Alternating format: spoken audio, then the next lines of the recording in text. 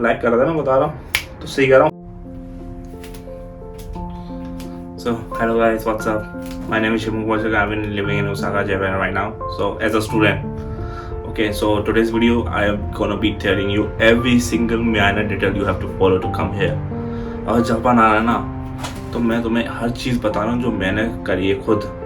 मैंने किसी एक दिन से कुछ काम नहीं करवाया, मैंने A to Z काम खुद करा, स्कूल्स खुद ढूंढे, तब यहाँ आने तक का, घर ढूंढने तक का सारा डिटेल्स मैं तुम्हें बता रहा हूँ। तुम उन्हें सब समझो और फिर खुद अप्लाई करना चाहो तो खुद अप्लाई कर सकते हो। तुम्हें एजेंट की किसी की ज़रूरत नहीं पड़ेगी और उसका एक मेजर फ़ायदा ये रहेगा, तुम सब सीख जाओगे। क्योंकि ब्रो, तुम अभी तो एजेंट से काम करा लो, कोई इशू नहीं है। यहाँ आने के बाद तुम्हें कोई दिक्कत आई ना, तुम किस एजेंट के पास जाओगे यार, क्या क्या बताओगे, क्या क्या डॉक्यूमेंट आओगे। एजेंट से ये है तुम्हारा काम आसान हो जाता, पर यह तुम कुछ सीख नहीं पाते उससे, और तुम्हें सीखना है ना, खुद करो। So first topic, if you have to come here, you are going to apply in the language school. So भाई गूगल पे सर्च करो, लैंग्वेज स्कूल डालो, पूरे जापान में लैंग्वेज स्कूल भरे पड़े हैं। किसी भी स्कूल में अप्लाई करना है, उन स्कूल की मेल निकालो, मेल को उन्हें मेल करो कि सर मेरे को अप्लाई करना है ये इस आपका इंटेक के लिए। जापान में मे बी 4 इंटेक होते हैं, किसी किसी जगह 2 इंटेक भी होते हैं। तो मेरा जनवरी, जुलाई, अक्टूबर और एक और इंटेक तो मैं भूल गया, एक और इंटेक है, मैं बता लिख दूंगा। देन उसके बाद इंटेक में तुम्हें अप्लाई कर दिया, मेल कर दिया, मेल करने के बाद वो तुम्हें रिवर्ट करेंगे, फिर तुम्हारे डॉक्यूमेंट्स मांगेंगे। ब्रो, तुम्हारे डॉक्यूमेंट्स ऑलरेडी जो है ना, माइनर डॉक्यूमेंट जो उनका लगता है बनने में टाइम लगता है, उन्हें पहले ही रेडी करवा लो अप्लाई करने से पहले।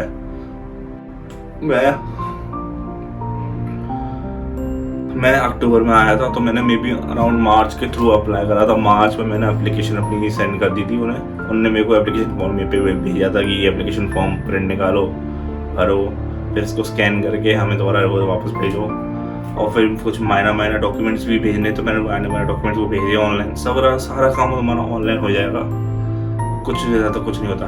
बस एक बार तुम्हें डॉक्यूमेंट्स फिजिकल भेजने पड़ेंगे, वो टोक्यो, वो तुम्हारे जाएंगे टोक्यो एम्बेसी में वेरिफिकेशन के लिए। कुछ डॉक्यूमेंट्स होंगे, मैं लिंक में डाल दूंगा डिस्क्रिप्शन में, चेक कर लेना सारे डॉक्यूमेंट्स की लिस्ट। देन ब्रो, हर एक डॉक्यूमेंट की मिनिमम 6 से 7 कॉपी बना के रखना। ऑलरेडी कॉपी रखी हुई है 6 से 7, हर जगह कॉपी, हर बार मांग रहे थे कि अब इसकी कॉपी दो, इसकी कॉपी दो। अब तुम कराने जाओगे, टाइम वेस्ट उनका भी होगा, तुम्हारा भी होगा। 6 से 7 कॉपी मिनिमम करा के रखो अपने पास, हर डॉक्यूमेंट की, Aadhaar card, PAN card, 12th marksheet, 10th, ये वो सबकी करा के रखना, ठीक है। देन डॉक्यूमेंट्स में बताया, तुम्हारे डॉक्यूमेंट्स जाएंगे जापान वेरिफिकेशन के लिए, वो बता देंगे तुम्हें कैसे कुरियर करने हैं और कौन कौन से तुम्हें वापस मिलेंगे। कोई वापस नहीं भी मिलते हैं, मेरे को वापस मिल गए मेरे जो थे। फिर तुम्हारे डॉक्यूमेंट्स वेरिफिकेशन के बाद तुम्हें COE अप्लाई करना पड़ेगा, ठीक है। COE अप्लाई करते हैं तुम्हारे स्कूल वाले तुम्हारे लिए जापान एम्बेसी में, जो यहाँ अप्लाई होता है। बस तुम्हारे डॉक्यूमेंट्स वगैरह वो सब कुछ ही कर देंगे, तुम्हें कुछ नहीं करना उसमें। पर COE अप्लाई करने से COE आने तक का वेटिंग पीरियड ऑलमोस्ट 3 मंथ्स का होता है। 3 मंथ्स का वेटिंग पीरियड होता है तुम्हारा COE अप्लाई करने के बाद और COE रिसीव करने से पहले स्कूल की तरफ से। मैंने समझ रहा हूँ अप्रैल में मेरा COE अप्लाई हो गया था, शायद 30 अप्रैल को हो गया था। मई, जून, जुलाई के एंड में मेरा COE आ गया था, 31 या 23 तारीख को मेरा जुलाई में COE आ गया। COE आ गया, सबसे मेजर काम है तुम्हारा COE इशू होना, क्योंकि COE में ही दिक्कत आती है। COE में तुम्हारे सारे फाइनेंशियल डॉक्यूमेंट्स लगेंगे, तुम्हें फाइनेंशियल डॉक्यूमेंट्स बैंक के थ्रू निकलवा के सबमिट कराने पड़ेंगे। स्पॉन्सर है तुम्हारे, फादर है, मदर है, या कोई रिलेटिव है। फादर मदर के अलावा कोई तुम्हारा रिलेटिव तुम्हें स्पॉन्सर कर रहा है ना, तुम्हें स्पॉन्सरशिप का वो दिखाना पड़ेगा, रिलेशन सर्टिफिकेट की तुम्हारा उस स्पॉन्सर से रिलेशन क्या है। देन तुम्हें अपने वो दिखाने पड़ेंगे, bank transaction certificates, like bank balance certificates and statements. तुम्हें स्टेटमेंट दिखानी पड़ेंगी सारी। स्टेटमेंट तुम ऑनलाइन दिखा देना, क्योंकि फिजिकल कॉपीज़ वो इतनी कोई नहीं मांगते। फिजिकल कॉपीज़ तुम्हारी स्टेटमेंट निकलवा लो, 3 साल की, 1 साल की, तो वो बहुत ज़्यादा हो जाएंगी। देन उससे बढ़िया वो ऑनलाइन ले लेते हैं, ऑनलाइन सेंड कर देना उन्हें। वही तुम्हारा फिर बर्थ सर्टिफिकेट, पैन कार्ड, आधार कार्ड, मेजर माइनर डॉक्यूमेंट्स वो तो चाहिए, ठीक है। COE अप्लाई करने के बाद मेन चीज़ अब आती है तुम्हारा वीज़ा। प्रो, मैं नहीं कह रहा कि तुम वीज़ा खुद अप्लाई करो, मेरे पे चॉइस थी, मैं खुद कर सकता था तो मैंने खुद करा। कोई इतना हेक्टिक शेड्यूल नहीं है कि तुम सोचो ना कि वीज़ा यार इतनी वो चीज़ मेन चीज़ है, मैं कैसे अप्लाई करूँगा, क्या होगा। मैं यहाँ बताने बैठा हूँ, कोई दिक्कत हो ना, मेरे को मेरा इंस्टा हैंडल है, लिंक डाल दियो, यहाँ पे आ रहा होगा, मैसेज कर दो। सारे बंदों की मैं रिप्लाई दे रहा हूँ जिनको भी कोई दिक्कत आती है आने से पहले, ठीक है, सबको रिप्लाई करके बता देता हूँ, ठीक है। तो तुम्हें वीज़ा अप्लाई करना है ना, वीज़ा वीज़ा की अपनी वेबसाइट है ना, वी एफ एस की वेबसाइट है, उस पर जाओ, उनका एप्लीकेशन फॉर्म डाउनलोड करो। उस एप्लीकेशन फॉर्म की भी तुम्हें कॉपी निकलवा के रखना, कि किसी में कोई दिक्कत आए तो कॉपी हो तुम पे 3-4, ठीक है। उसे डाउनलोड करो। कोई फिल्म इतना वो नहीं है उसमें मेजॉरिटी की, तुम्हें यही पता ही नहीं है ही क्या, सब माइनर डिटेल्स है। तुम्हारा DOB कहाँ जा रहे हो, क्यों जा रहे हो, कौन सा स्कूल है, कितने टाइम का कोर्स है, वो सब लिख के ना आता है, लिख दो। वही तुम्हारा वही सबमिट होगा, एप्लीकेशन फॉर्म सबमिट होगा with all the documents in VFS centre, ठीक है। VFS सेंटर में जाके ही तुम्हारे सबमिट होंगे। तुम्हें ऑनलाइन या मेल नहीं कर सकते जब तक वो खुद नहीं कहें कि तुम मेल कर दो, वो खुद नहीं कहें तो कर ही नहीं सकते, तुम्हें जाके ही देने पड़ेंगे। मेरे को तो ब्रो, मैं तो आगरा था, मुझे आगरा से दिल्ली आना पड़ता था। मेरे को 2 बार बुलाया उन्होंने, 2 में भी 3 बार, डॉक्यूमेंट्स का कोई करेक्शन करने के लिए और फिर सिग्नेचर और एक लेटर हेड के लिए। मेरे स्पॉन्सर मेरे फादर से, तो मेरे को इतनी की ज़्यादा कोई दिक्कत नहीं आई। मैंने उन्हीं की IITR, उन्हीं के सारे डॉक्यूमेंट्स लगे, तो मेरे को रिलेशनशिप वगैरह दिखाने की जरूरत नहीं पड़ेगी। नहीं, ठीक है, वीज़ा आराम से अप्लाई हो जाएगा। कोई दिक्कत हो मुझे मैसेज कर देना, बता दूंगा क्या हुआ, ठीक है। एप्लीकेशन फॉर्म भरो, डॉक्यूमेंट्स दो, सबमिट कर दो। वीज़ा एप्लीकेशन फॉर्म पे जो तुम्हारी वो लगेगी ना पासपोर्ट साइज़ फ़ोटो, वो नॉर्मल पासपोर्ट साइज़ फ़ोटो नहीं लगेगी, उसका पासपोर्ट साइज़ फ़ोटो का डायमेंशन अलग होता है, वो थोड़ी बड़ी लगती है, तो वो तुम्हें अलग से खिंचवानी पड़ेगी किसी फोटोग्राफर से। वो खाली पासपोर्ट एप्लीकेशन पे ही काम करेगी, वो कहीं काम नहीं करेगी। The most and difficult part, ठीक है, most difficult part to get here, interview, embassy interview, ठीक है। मैं तुम्हें एक केस बताता हूँ जो मेरे साथ हुआ था यहाँ आने से पहले। मेरा इंटरव्यू दिल्ली एम्बेसी में, तो सुबह बुलाया था, पर था दोपहर को। मेरे साथ 3 बंदे और थे, हम टोटल 4 जने थे, 4-5। हम खड़े होकर बात कर रहे कि तुम क्या रीज़न, किस वजह से जा रहे हो, वीज़ा इंटरव्यू हो, क्या बताओगे, वो क्या कहेंगे, ठीक है। अब मुझे एक दिक्कत क्या लगी पता उनमें से 2-3 के आंसर बिल्कुल सिमिलर थे, कि हम जापान जाएंगे, स्टडी करेंगे, फिर यहाँ इंडिया लौट के आएंगे। मेरे bro, I was like bro what the fuck. वो अंदर बैठा, वो चूतिया थोड़ी है भाई, तुमने बोल दी मैं जाके पढ़ के इंडिया लौट कर रहा हूँ, तो भाई उसमें तुम्हारा पर्सनल ग्रोथ है, ठीक है। उनके लिए क्या बेनिफिट है, तुम उनके लिए क्या बेनिफिट कर रहे हो, उनकी कंट्री के लिए, उनके लिए क्या बेनिफिट हो रहा है, मुझे कुछ नहीं लगा। तो मैंने अपना सोच ली भाई इनके साथ आंसर देने से कोई फ़ायदा नहीं है, तो मेरे आंसर्स बहुत अलग थे, क्योंकि मेरी फील्ड अलग थी। ये उनमें से एनिमेशन के और मे बी IIT और एनिमेशन की थे वो 2-3। मैं अकेला फाइनेंस का था, और एक पता नहीं एक और था किसी और फील्ड का, वो ध्यान नहीं। तो उनके आंसर्स बिल्कुल सिमिलर थे, जाके एनिमेशन सीख के लौट के आएंगे, पता नहीं क्यों, या इंडिया जॉब करेंगे। मेरे सेक्टर के हिसाब से मैंने अपना आंसर अलग दिया था, कि मेरा फाइनेंस सेक्टर है, तो मैं जापानीज़ कंपनीज में जाके अप्लाई करूँगा फाइनेंस जॉब्स रोल्स के लिए। इसे यार बता के बोलना पड़ता है, ठीक है। इंटरव्यू है, फिर तुम्हें आने के बाद ना, एक मेरे को तो पता है उन्होंने इंटरव्यू ने क्या करा, एक स्क्रिप्ट दी थी, हीरा का नाम है, और उसके पीछे काता का नाम है, वो तो मैं बोल के बतानी थी, क्योंकि मेरा सर्टिफिकेट मैंने जापानीज़ लैंग्वेज N5 का दिया था, तो उन्हें पता थी इसे बेसिक जापानीज़ आती है, तो खाली वही पूछते हैं, तुम्हारे सर्टिफिकेट के अकॉर्डिंग तुम्हारे जापानीज़ पूछेंगे, ठीक है। कभी कभी वो ये भी पूछ रहे थे कि तुम अपने कल क्या करा था, ये बताओ पूरा जापानीज़ में, कल क्या करा था, आगे का प्लान क्या है करने का, जापानीज़ में बना के तुम्हें बोलना पड़ेगा उसमें, ठीक है। तो ये दिक्कत आती है, तैयारी करके पूरी जाना।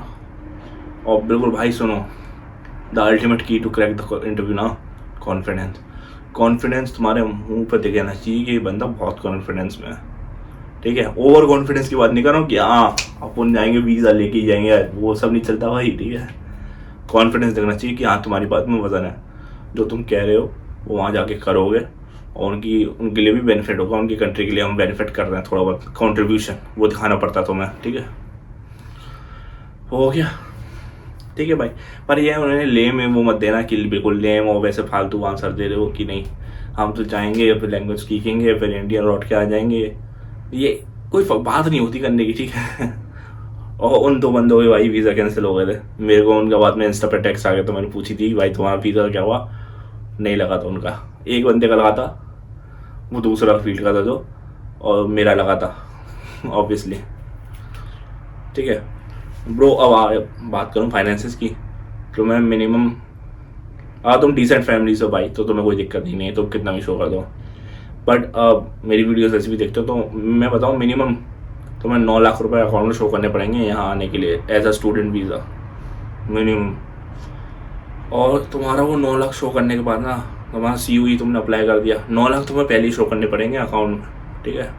मे भी जब तुम एप्लीकेशन अप्लाई कर रहे हो ना तब तक तुम्हें अपने अकाउंट में 9 लाख रुपए जमा करके दिखाने पड़ेंगे।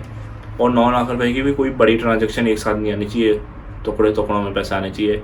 कोई बड़ी ट्रांजेक्शन आए ना जैसे 5 लाख 3 लाख 4 लाख, कैंसिल कर देंगे भाई वो। टुकड़े टुकड़ों में पैसे डालना, उसमें चांस तुम्हारे रहते हैं। बाकी तो फिर डॉक्यूमेंट्स तो तुम्हें पता हुई लगाना एंड और मिनिमम 9 लाख रुपए तुम्हें अकाउंट में दिखाने पड़ेंगे स्टूडेंट वीज़ा लेने के। देन अब ब्रो मैं बताऊँ तुम्हें एक चीज़ क्लियर कर दूँ, तो तुम ये वीडियोज़ में देख रहे हो ना जापान वीडियोज़ देखी ना तुमने, ये जापान की बहुत सारी, जापान में ये है वो है वो है। ब्रो जो वीडियोज़ में तुम्हें जापान दिख रहा है ना और यहाँ पे जो ग्राउंड रियलिटी है उसमें बहुत ज़्यादा फ़र्क है, ठीक है। तुम्हें जापानीज़ दिख रहे हैं ना, जापानीज़ बहुत ज़्यादा हेल्प कर रहे हैं या फिर वो ज़्यादा कर रहे हैं, अपनी दिखाते हैं कि हम ज़्यादा इंकरेज कर रहे हैं। ये सब वीडियोस के लिए ही है ब्रो, मैं बता रहा हूँ। मैं ओसाका सिटी के अंदर ही रहता हूँ, ओसाका सिटी में ही रहता हूँ। मेरा यहाँ पे थोड़ा आगे जाती नारा टच हो जाता है, तो इधर का एरिया ऐसा है ना, इधर ज़्यादा फॉरेनर्स मेरे ज़्यादा इंडियंस ज़्यादा है नहीं, हैं थोड़े बहुत होंगे इधर उधर, इंडियंस और नेपालीज और बांग्लादेशीज हैं, हम जैसी कम्युनिटी है उनकी पूरी। ये जापानी ना भाई ऐसा स्टीरियोटाइप करते हैं ना बहुत ज़्यादा। मैं किसी पार्ट टाइम जॉब में अप्लाई करने गया था किसी कैफ़े में, पहले तो मैंने पूछी जाती क्या पार्ट टाइम जॉब अवेलेबल है क्या, उसने सीधी मना कर दी कि इंडियंस के लिए पार्ट टाइम जॉब अवेलेबल नहीं है, ठीक है। इंडियंस उसने स्पेशली बोला कि इंदो जिंदा अरुबाइतवा दाम है। मुझसे तो ऐसी टूटी फूटी सी मैं बता दी ताकि मुझे समझ में आ जाए जापानीज में। मैंने ठीक है पार्ट टाइम जॉब अवेलेबल नहीं है, सीधी बोलना, इंडियंस के लिए अवेलेबल नहीं है, उसने ये बोल दी थी। सीरियसली बोलो तुम। और वैसे भी यार मैं जापानीज ना ये बहुत ज़्यादा वियर्ड लुक देते हैं मुझे, बस यूँ बहुत ज़्यादा वियर्ड लुक लगता है। पर मैं यार इतना ज़्यादा ध्यान देता नहीं उनको, मैं करने को जो करना है अपना काम से काम करेंगे। पर यार तुम सही है वीडियोस में सही कहते हैं, अगर तुम ट्रेन में बैठे हो ना तुम्हारे इधर कोई नहीं बैठेगा। अब भाई अपन दिल्ली वाले नहीं बैठ रहे, पहाड़ में अपना बैग रख के ऊपर साइड में और अपने हम लोग फैल के बैठते हैं हम, फिर वो बैठते नहीं है भाई। उनकी थिंकिंग पता है क्या चलती है, एक तो स्टीरियोटाइपिंग है कि करी वगैरह खाते हैं, और वो सोचते हैं कि तुम बहुत ज़्यादा अनहेल्दी होते हैं, इंडियंस नहाते नहीं है, फिर और भी ऐसी दिक्कत होती है, ठीक है। मेरी तो एक जापानीज से पूछी थी मैंने कि वैसे कि आप कभी इंडिया आना चाहोगे, कि नहीं इंडिया में बहुत ज़्यादा अनसेफ है गर्ल्स के लिए, इंडिया में बॉम्ब फूटते हैं। मैंने bro what the fuck, unsafe यार चल वो बात अलग होती है, अनसेफ है, बॉम्ब कहाँ फूट रहे हैं हर जगह, तो पाकिस्तान तो नहीं चली गई। ब्रो बहुत ज़्यादा स्टीरियोटाइप करते हैं इंडियंस को ये ऑलमोस्ट हर चीज़ में। तो तुम बता दे रहा हूँ, जो वीडियोस में तुम्हें जापान दिख रहा है ना और जहाँ ग्राउंड रियलिटी है बहुत अलग है। वो माइंड में रख के मत आना कि ब्रो जापान बहुत अच्छा है, सब जगह बहुत हेल्प करते हैं, ये करते हैं वो करते हैं। ये सब वीडियोस के लिए बढ़िया लगता है, वीडियोस में ही है, रियलिटी में इतना कुछ भी नहीं है, क्योंकि मेरे को अभी तक कहीं भी नहीं दिखा, ठीक है। और वो स्टीरियोटाइप वाला भाई बिल्कुल सच है, मेरे से अभी एक हफ्ते पहले ही तो भाई है, ठीक है। इसलिए देन क्योंकि यार ये देखते हैं कि तुम गायकों को जीनो, मतलब गाय जीनो, आउटसाइडर हो तो जापानीज़ नहीं हो तो उनकी कम्युनिटी के हिसाब से वो तुम्हें आउटसाइडर ही मानते हैं। तुम चाहे कितने भी उनसे फ्रेंडली हो जाओ, फ्रेंड्स बन जाओ, वो तुम्हारे आउटसाइडर ही मानेंगे कि ये बाहर का है, ऐसे बाहर के हैं, तो कभी तुम्हारे इतना क्लोज नहीं रखेंगे। कोई एक दो स्पेशल केस निकला है कि बहुत ज़्यादा फ्रेंडली ओवर फ्रेंडली है, वो अलग केस है, पर मेजोरिटी उनकी ऐसी है, कोई इतना वो नहीं करता, ठीक है। हाउ टू फाइंड अकोमोडेशन है, ठीक है। तुम स्कूल में अप्लाई कर रहे हो और किसी स्कूल में दिक्कत होती है कि उनके पास अकोमोडेशन वैसे डॉर्मेट्री नहीं होती, मेरे स्कूल में डॉर्मेट्री नहीं थी, तो उन्होंने मेरे को किसी 2-3 कंपनीज का रेफरेंस दिया था कि आप इनसे बात करिए, हमारे कॉन्टैक्ट में है तो आपको अकोमोडेशन प्रोवाइड करवा देंगे। नहीं तो यार किसी भी तुम ऑनलाइन सर्च कर लो, फुदोसान डाल दो, यहाँ पे आसपास वो होते हैं रिटेल प्रॉपर्टीज़ का काम, वो तुम्हें हाल के रेंट पे प्रॉपर्टी दिलवा देंगे। मैंने बात करी थी, मैंने अपना ऑनलाइन ही सब पेमेंट कर दिया था, सब बुक कर दिया था ऑलरेडी। जापान में पैसे देने में कोई दिक्कत नहीं है, कोई यहाँ पे धोखा थोड़ी यार इतना कुछ धोखा करते नहीं है। तुम्हारा काम A to Z होगा, सारे डॉक्यूमेंट्स वेरीफाई लगा के करके दे देंगे। उसमें कोई इशू नहीं है। पर ये है, और तुम्हें जापान आना है ना, तो तुम्हें डॉक्यूमेंट्स में मिनिमम तुम्हारा N5 का सर्टिफिकेट दिखाना पड़ेगा, चाहे तुम्हारा वो JLPT हो, नेट हो, या फिर इंस्टीट्यूट का सर्टिफिकेट हो। कुछ ना कुछ तुम्हें दिखाना पड़ेगा कि तुमने 150 आवर्स जैपनीज ऑलरेडी इंडिया में पढ़ रखी है, इंडिया में या कहीं पर भी, ठीक है। 150 आवर्स कर रखी है जैपनीज, वो तुम्हें शो करना पड़ेगा। मेरा पता है मेन रीज़न क्या है ये वीडियोज़ बनाने का। मेन रीज़न मेरा ये वीडियोज़ बनाया गई है, जब मैं यहाँ जापान आने से पहले दिक्कत बहुत थी मेरे को। मैंने वो एजेंट हायर नहीं करा, खुद ही करेंगे, तो मैंने यूट्यूब पे थोड़ी वो वीडियो सर्च करी, कुछ करी। ब्रो एक भी वीडियो नहीं मिली जो प्रॉपर गाइड कर रहा है कि इस डॉक्यूमेंट के बाद तुम्हारा ये डॉक्यूमेंट यहाँ साइन होगा, यहाँ सबमिट होगा, कैसे होगा, उसके बाद क्या फर्दर प्रोसेस होगा। कहीं पे भी कोई वीडियोस नहीं है, ठीक है। कोई एक वीडियो तुम्हें ढूंढ लेना ढंग से जो तुम्हें प्रॉपर गाइड कर रहा हो कि नहीं इस लाइन में मत जाओ, उस लाइन में जाओ, उस लाइन में तेरे को ये थर्ड काउंटर पे तेरा डॉक्यूमेंट सबमिट होगा, ठीक है। तो ये फ़ायदा मेरे को रहा, मैंने सारा काम खुद करा ना, तो मेरे को एक एक चीज़ पता है कि कौन सी चीज़ कहाँ होगी। कोई भी दिक्कत हो इंस्टा पे मैसेज करो, मैं रिप्लाई कर दूंगा और सब बता दूंगा तुम्हें कि अब उसके आगे क्या फर्दर प्रोसेस तुम्हें फॉलो करना है, क्या क्या आगे दिक्कत आएंगी, ठीक है। फिलहाल आज के तो इतना ही बता। कोई भी दिक्कत हो मैसेज करना, आराम से रिप्लाई कर देंगे। पर पता है वीडियोस में अभी और बनाऊंगा, अपना डेली एक्सपेंसेस के बारे में बताऊंगा कि जापान में मेरे कितने डेली एक्सपेंसेस लगते हैं ही लगते हैं, मंथली एंड डेली बेसिस पे। वो कंपलसरी है पे करना, ठीक है।